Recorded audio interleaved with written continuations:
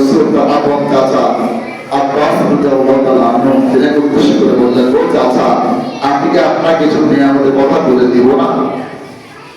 ও চাচা, আমি কি আপনাকে এমন কিছু দান করবো না যেটাতে আপনি মালামাল হয়ে যাবেন?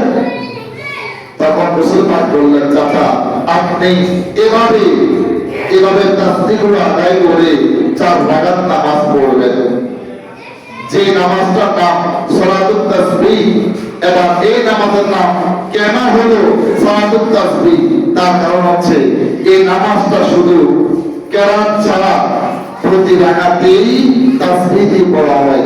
প্রত্যেক রাকাতে 75 বার করে, 4 রাকাতে 300 বার। যেহেতু তাসবিহ দিয়ে নামাজটা পড়া হয়, সেজন্য নামাজটার নামকরণ সালাতুত তাসবিহ হয়েছে।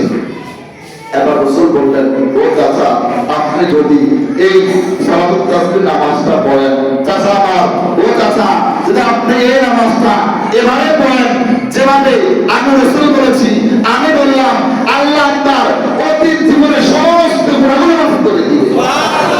আরেকটা আছে চাচা, যদি আমি যেভাবে বলেছি সেভাবে আপনি 4 রাকাত নামাজ পড়েন, আপনার ভবিষ্যৎ জীবনে যত গুনাহ হইতে পারে আল্লাহ সেগুলো মাফ করে দিবে। আরো আছে, এখানে শেষ নয়। আপনি জিন্দেগি ভর জেনে জেনে স্বেচ্ছায় যে গুনাহ করেছেন, আল্লাহ সেগুলো মাফ করে দিবেন। ও চাচা, আপনার অনিচ্ছায় আপনি চান নাই গুনাহ করতে, এমন অবস্থায় যে গুনাহগুলো হয়েছে আল্লাহ এর উসিলায় সেই গুনাহগুলো মাফ করে দিবেন। ও চাচা, আপনি প্রকাশ্যে মানুষের সামনে যে গুনাহগুলো করেছেন, আল্লাহ সেই গুনাহগুলো মাফ করে দিবেন। ও চাচা, অপ্রকাশ্যে লুকিয়ে মানুষের থেকে আড়ালে গিয়ে যে গুনাহগুলো করেছেন, আল্লাহ আপনার সেই গুনাহগুলো মাফ করে দিবেন। তাহলে এই নামাজ পড়ার দরকার আছে নেই? আছে নেই?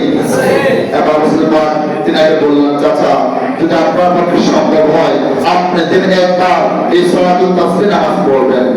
যদি চাচা সম্ভব না হয় আপনি সপ্তাহে একবার পড়বেন। যদি সম্ভব না হয় জুমার দিন পড়বেন।